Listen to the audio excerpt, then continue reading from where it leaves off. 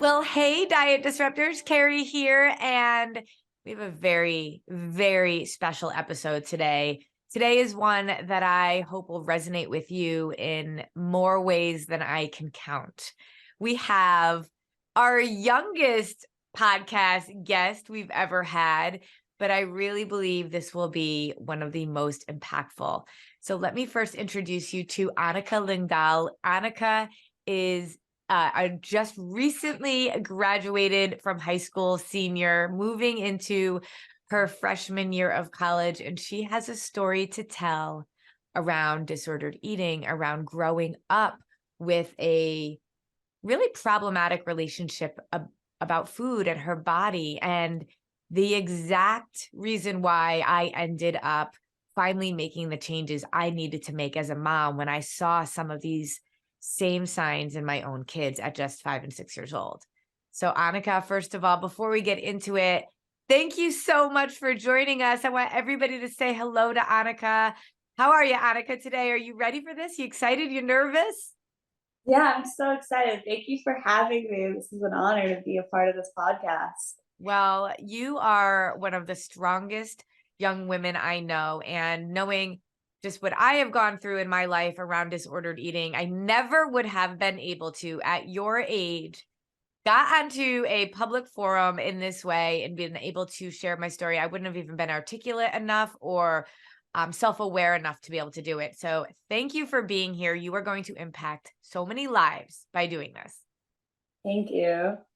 All right. So before we really get started, if you're watching this live along with us, please just put some great words of encouragement for Annika.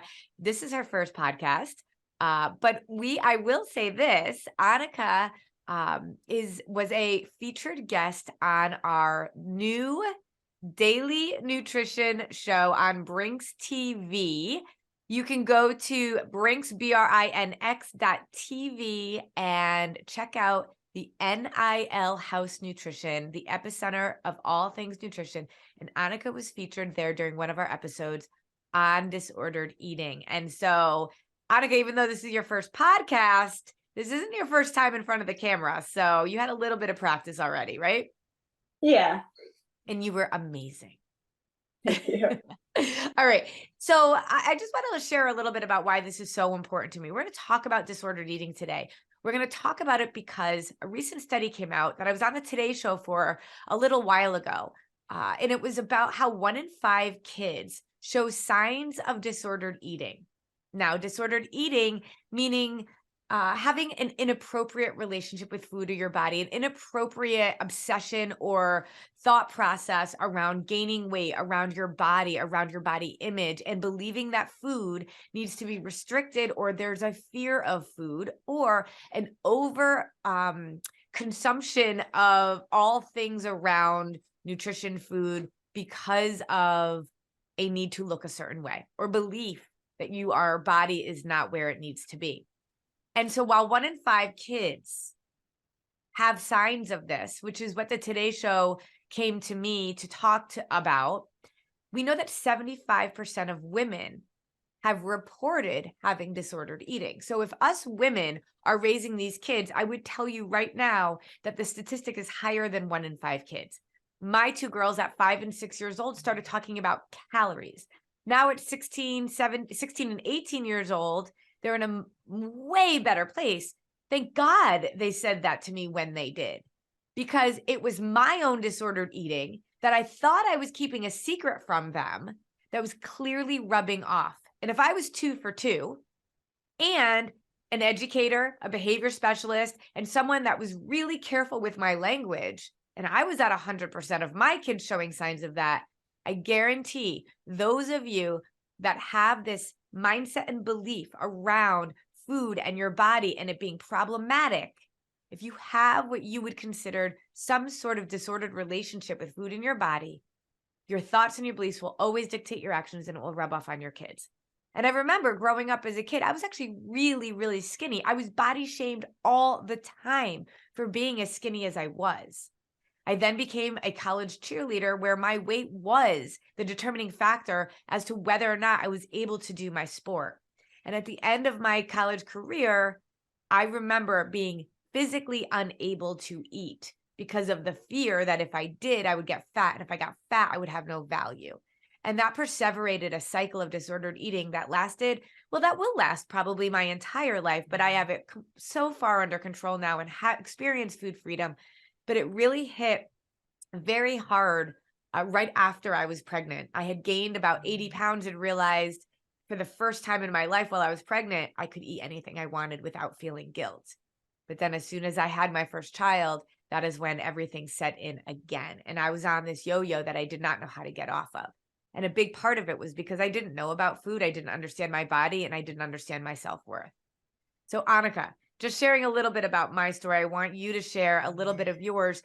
And before we get into that, let's talk about the signals and the messages you heard as a kid growing up, because I know that it was not intentional by the women in my life. And I certainly was trying to hide it from my kids. So even though you ended up with an eating disorder and are still recovering from that, it wasn't like people purposely did things to make you feel a certain way. So what were the messages that you've been hearing growing up? And tell us a little bit more about that. Yeah, so I grew up in a diet culture family type thing where there was a lot of diets when I was younger and a lot of like good and bad foods like, oh, don't have the cake or make sure you have your vegetables before dinner and stuff like that if you're hungry. And Now, like wait it a was second. That seems like something a lot of people would say. Make sure you eat your vegetables before you have this others, before you can have dessert, eat everything on your plate.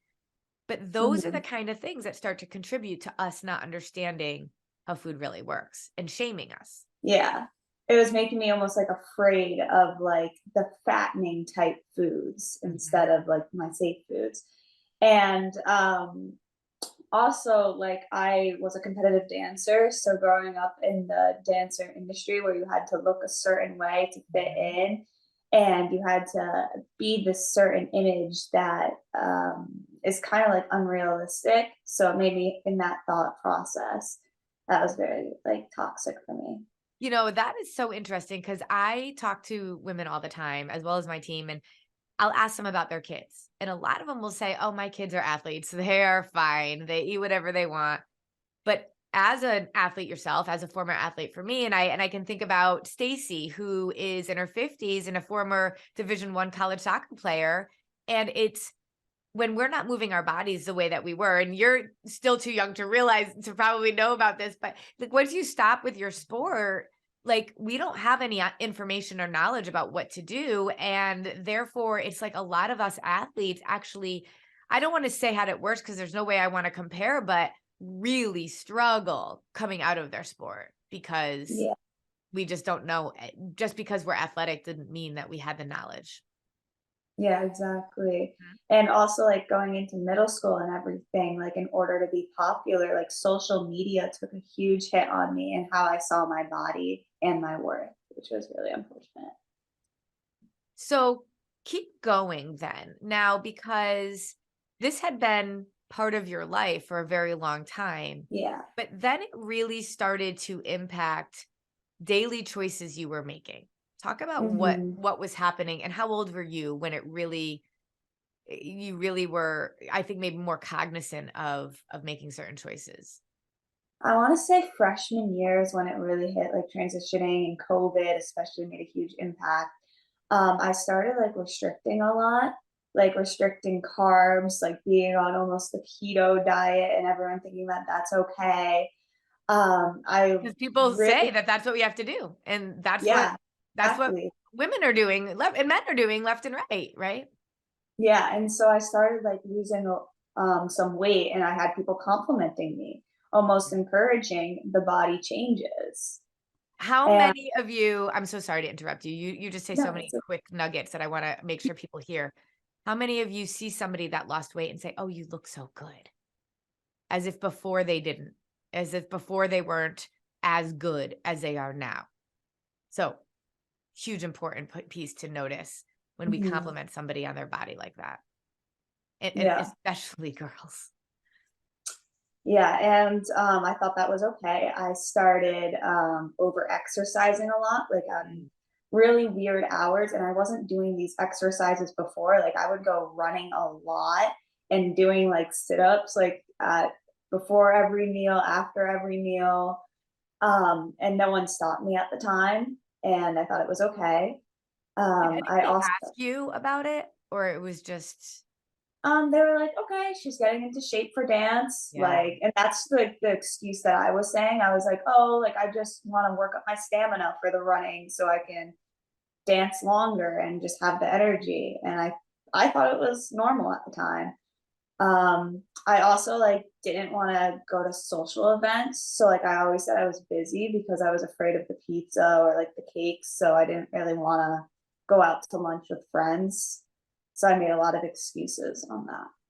And I disengaged in a lot of family dinners and breakfasts and stuff So like what that. did that look like, disengaging in family meals? I like wouldn't come down, or I'd be like, oh, like I'm working on a homework assignment, and I was just like busy. Like I just said I was when I really wasn't. Wow. This is so important for parents to hear because they are listening to you right now thinking, wait a minute, my daughter or my son is doing this. What are some of those signs in addition to that, either in terms of what you were saying or any other little bits that you can help parents to be able to recognize signs of this kind of either disordered eating or the body image issues? Mhm. So, I mean, if you start noticing that your kid is like disengaging or if your kid is over exercising, have that open dialogue. Don't be afraid to come at them saying, like, hey, and like, what's going on? Or why are we doing this? Don't be afraid to say something because that might be the changer. So, who in your life finally noticed something and did you believe them? So at first, I was very lucky to have a doctor who noticed some like hormonal changes and like blood pressure and heart rate stuff. Who finally said like your daughter has a diagnosed eating disorder. But I actually had a teacher come up to me and say some stuff that was like worried for my health because I wasn't really focusing on schoolwork. I wasn't really dancing and performing to the best of my ability. And she sat me down and we had a conversation and she helped me find like special help and counseling. Did you believe it was a problem at first? No, I really denied it, and I denied it when I was in treatment. It didn't take me until, like, I wanna say, like, a couple months that I was like, "Man, I really do have a problem. I do have an eating disorder, and I need to change this now." What was the point that helped you to see that? I realized that I didn't wanna put my life on hold on a scale on like, a number on the scale. Like, I realized that I wanna be a dancer. I wanna be smart. I wanna have a life that's not focused on food. I didn't wanna be consumed in my 50s, like, how much calories did I have in one day? Like, that's not what I wanted in life. Like, I wanted to enjoy free time with friends. I wanted to enjoy my time with my family. Like, I love myself more than what my body looked like. I need every single woman. You're making me really emotional right now because what you just described is what the majority of women is how they live today. Mhm. And I think we think it's normal. I think we think this is what we just do. And when Yeah. we really hone in and we really get honest with ourselves and realize, is this what life is all about? I always say we were not put on this earth to find the right diet, but we live like we were, that we were put on Mhm. this earth to weigh a certain amount and look a certain way. And yet every single one of us has a purpose on this earth so much bigger than that. And you figuring this out at, what were you, 16 when you figured this out? 17? How old were you when that happened? Um, 17 is when I really had the change in mindset. Yeah. How lucky you are in so many ways to have this now. And I really Mhm. believe that it's so that you can influence and impact your Yeah. generation. But think about what you're doing for the generation of women like me who are still living that way and have been Mhm. since they were 17 or before. And when you think about 20, 30, 40 years in this cycle, it's time for it to stop, which is why I started Disruptive Nutrition. It's why you're getting on the podcast and did our show. And it's also why you and I are going to start. We're going to announce this little amazing piece of news that you and I are going to start a whole new podcast, a separate podcast called Diet Disruptors for Teens, because you have a voice and you need to use it. And together with my story and where I am now, with your story, where you are now, we're going to be influencing and changing a whole generation because of what you've gone through. Are you excited about that? I'm so excited. It's something that needs to be talked about and it can't get pushed under the rug. Because it impacts, I need everybody to comment right now. If you believe and you know in your heart that there are issues around your body and food that you have to resolve. And I'm going to tell you that if that is you and you have kids or grandkids or influence anybody, all of those beliefs get put on to the people that you love the most and influence the most. So together as a family, we are going to work to be able to undo all of this cycle that society, that our culture, that we've grown up for too long and have thought of as normal. So Annika, let's keep going a little bit because you have gotten help in a way that I did not get when I was your age. And as you have told me some of the stories about how you were treated, how treatment went, I'm going to be honest. I wouldn't want a girl like you to have to go through that to get healing. Can you talk a little bit about what you had to go through, what treatment is like? And I don't want to knock it. I really don't. But I also don't believe, as a behavior specialist, as an educator, as a special educator, that I think there's a lot of work to do in the way that we treat this once we get to that diagnosis. I want to not get to that diagnosis. I want us in our families and our homes and our culture to circumvent this and stop it from ever having to go through what you went through to get help. Talk about what your treatment entails. Yeah. So my doctor recommended that I would attend a PHP, which stands for Partial Hospitalization Program.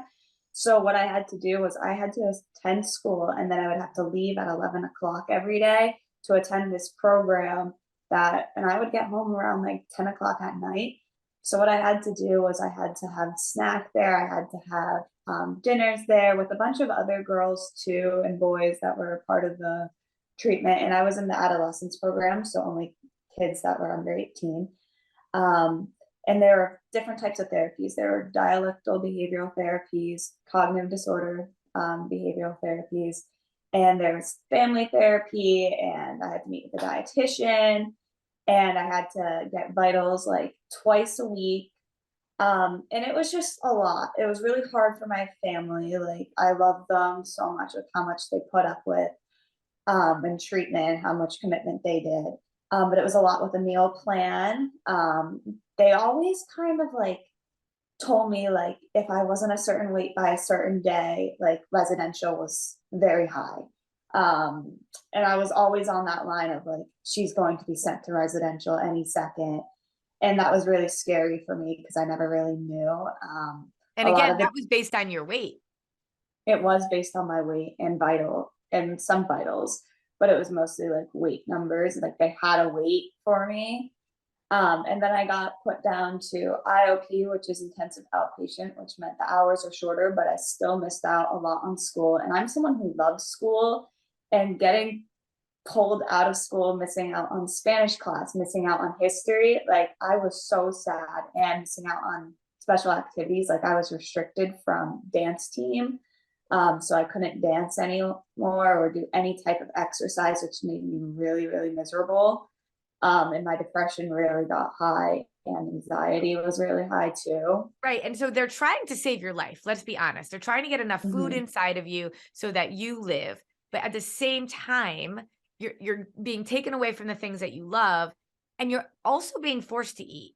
Right. And really being it's a fear driven, in some ways it's fear driven. If you don't eat, if you don't get to a certain weight, you are going to go to residential. And so now I will say on the other side of it, some of the therapy and some of the behavioral and cognitive stuff that you have learned and you can talk about and repeat and use has been super beneficial. But there's Mhm. just this layering of emotions and trauma a lot around the food, around the fear that is really hard to undo. And that's Yeah. scary for you to go through because you've missed out on so much, which you'll be resentful for. And you've come through on this other side in a way that is incredible, but that's not typical. Like Mhm. your success is not typical results. Would you agree? Oh, yeah, for sure. Like, after I got an IOP that first time, I relapsed in this summer. Like, I completely relapsed, and so I had to go to another IOP program where my parents actually had control of all my food. So I couldn't even touch a single food item. I just got a plate in front of me and was just expected to finish it, or else residential was on the line again.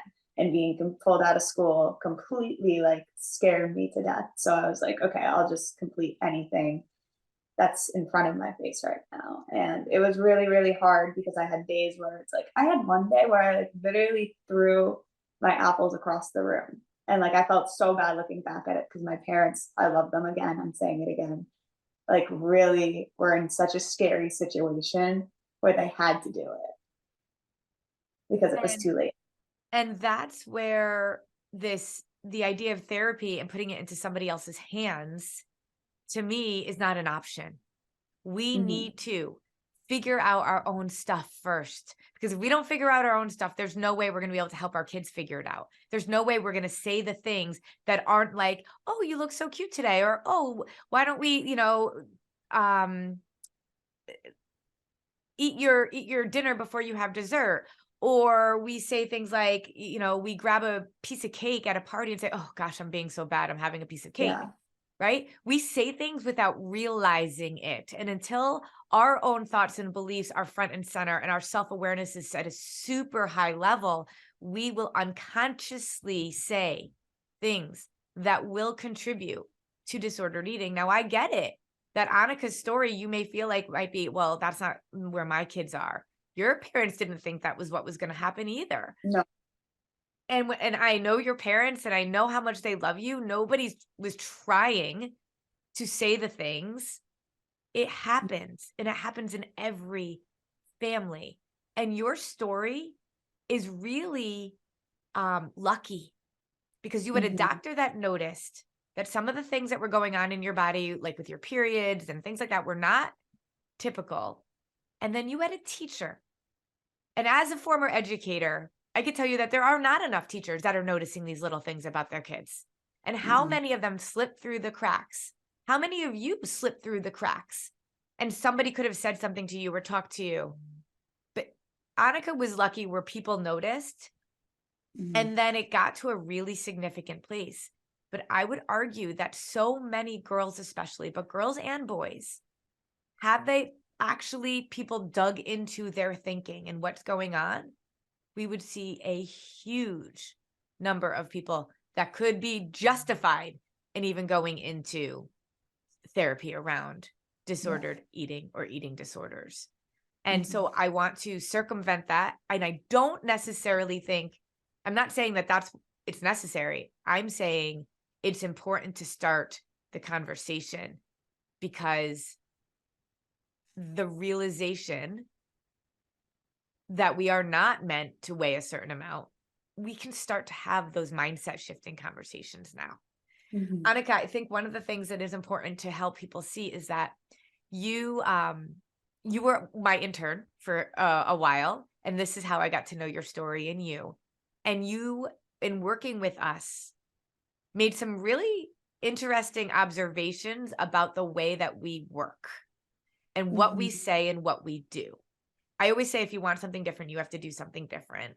And so talk a little bit about what you observed um, me and my team and what we do with disruptive nutrition that can really help parents with their own issues and help them with the conversations that they're having with their own kids. Yeah, so I really love your program because there is so much information. Like you have videos on almost every single topic, and you have what over 150 podcasts that I'm like listening to them all, and I love them all because as someone who went through treatment and everything, there wasn't a lot for me to learn. It was mostly for my parents. And there, like, yes, there was the therapies that you were talking about, but there wasn't a lot of food information. And you give a lot of science and just like pure evidence of just how your program works and how you can have a longer sustainable lifestyle and how you can continue it. And I think that's really important too, because going into treatment, like I said before, like I can get to the weight goal that they wanted me to get to, or whatever that number is, but that doesn't prevent me from relapsing. And a lot of the programs just didn't have the prevention for relapse, but your program does. Your program has um, the Facebook group that you can stay in contact with, how you can have continued support. Right when you join, you're never leaving the family. And I love that. Mhm. And I think that's really important to have that support. So, yeah. Annika, I think you said something that was really important because so many people that work with us, they get to all of like, or, or that are following us or whatever it is, it's just about getting to a certain weight low enough. Hmm. And what's so crazy to me, the thing that I like till my dying day will work on fixing is that for girls like you, for treatment centers like yours, it's about getting to a certain weight, but it's the same exact thing. It's just a larger number. It's the same mindsets. It's the same disordered thinking, and there's still a fear there of food. You're doing it for the wrong reasons. Our why is what's so important. And at Yeah. your age now, you have dug into a why that I think most adults would be envious of because you have figured out what's really important when it takes so many of us decades of failing and going around the mountain before we really see the reason why we need to focus on our body and ourselves in a healthy way. Yeah. And when you're in treatment, it's literally just the opposite of a diet. It's still around like getting to a certain number. Yeah. Ugh, And there's really not a number. Like that number is so false because it changes every week. It's really about the blood sugar stabilization. And like the number, even if you wanted to lose weight, there's never a low enough number in your mind. So that was true developing for you, right? goals. Yeah. It was just like, oh mom, like it's just a couple more pounds that I want to lose. No, that wasn't true at all. Like it just kept going. It just kept But going you down and believed it down. was true. Am I right? Yeah, I did believe it was true. I was like, I have a certain number, but then when I got lower than that certain number, I was like, okay, maybe I could go a little bit more. Having that skill is so toxic too. Like, get rid of it, please. Like, as much as Carrie says that, like, please get rid of the scale. It's so toxic for your mind and it consumes so much of your energy that it's so unnecessary and it wastes time out of your deserving, meaningful life. Can't you all see how powerful this podcast will be? Annika's going to lead it and I will be there to support. But I mean, your teenagers, anybody you know, be ready to share this with them because it will be powerful. So, Annika, tell us about what your life is like now. What is your Yeah. why? Let's just reiterate that. And then what does your daily life look like now that you are not in treatment in the way that you were? What decisions you've made about college and all of these things. Tell us a little bit more about Mhm. today. My life feels so freeing and I'm beyond grateful with all the support. My parents, my teachers, and my social workers and all my therapists. I'm just beyond lucky to have the people who are in my life encouraging me in my corner every single day. Um, but as of now, I've been a school mentor, a peer mentor in my school where I teach dialectal behavioral therapy. So I focus on anxiety, and then sometimes I do disordered eating topics if kids in school really struggle. But I'm going to continue that work, hopefully in college, and hopefully with disruptive nutrition and PFC theory. But yeah, I can go to social events, having a fun time with friends, and being like, it's okay to have ice cream. I love ice cream. I almost have it like almost every week now.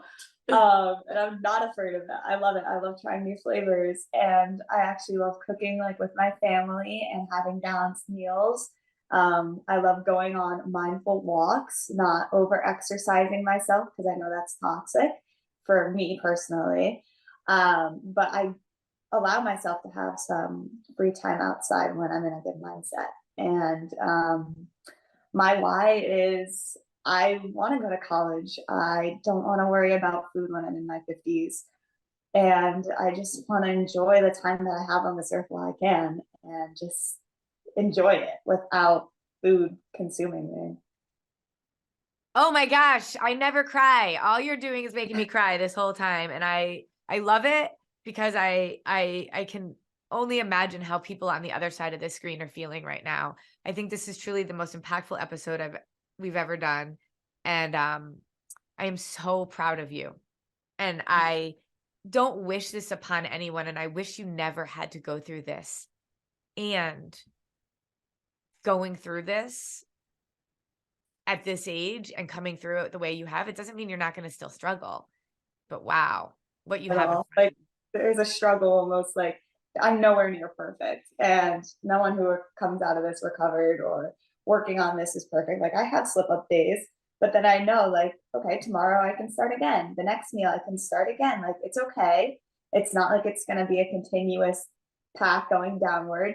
Recovery is non-linear and it's up and down. But as of right now, like I'm striving on the uphill. Oh my gosh, I absolutely love it. And so if you are ready to hear more Annika, then stay tuned. We will make sure we announce the launch of our new podcast. Annika, you're going to make such a difference. You going through this is just going to change the lives of so many. And so thank you for being here. You were a total rock star. You're born to be able to help people, and I'm so excited to be on this journey with you. If people have questions for Annika, she is a part of the Disruptive Nutrition team. You can put your comments in, you can ask questions. You will see her around. She is a part of the family. So, Annika, thank you so much. I'm proud of you. You did an amazing job for your first podcast. Thank you. We'll see a whole lot more of you soon. And I'm going to need tissues now. Aw. Oh, you're the best. All right. Thank you. Bye. Bye, disruptors.